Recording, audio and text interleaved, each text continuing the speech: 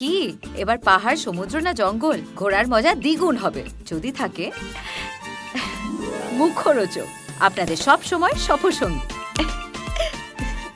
মুখরোচক আপনাদের ভালোবাসায় জড়িয়ে ৭৫ বছর পেরিয়ে।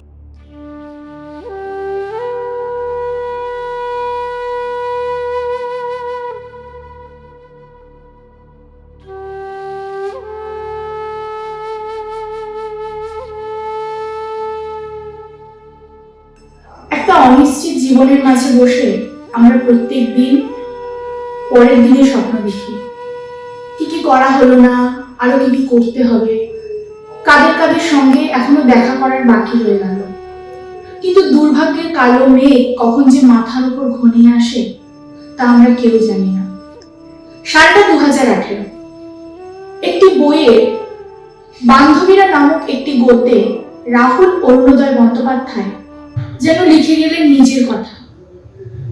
এইরকম ভাবে মৃত্যুকে রোমান্টিসাইজ করা হয়তো একজন শিল্পীর পক্ষেই সম্ভব।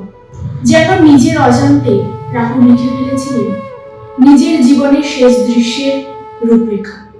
রাহুল লিখছে, মৃত্যুর পর নিজেকে বেশ রাজকীয় লাগছে আমার।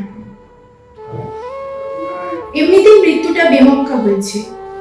পাড়ার দুর্গাপুজোর ভাসান ছিল, শেষ সিঁড়িটা মিস করেছি। 42 তো যাওয়ার বয়স না।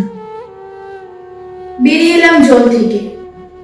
শরীর তুলছে অবশ্য অন্যরা, এখন ক্লাব ঘরে রাখা। বৌদি থম মেরে এক কোণে বসে আছে, সত্যি কষ্ট পেয়েছে জানি। দাদা এখন ব্যস্ত, ক্রিকেট দেখতে বসে মিস করলে। হঠাৎ করে পাড়ার সবাই এমন ভিড় করে দেখছে যেন আমি কোনো সেলিব্রিটি, অথচ আমি কেউ নই।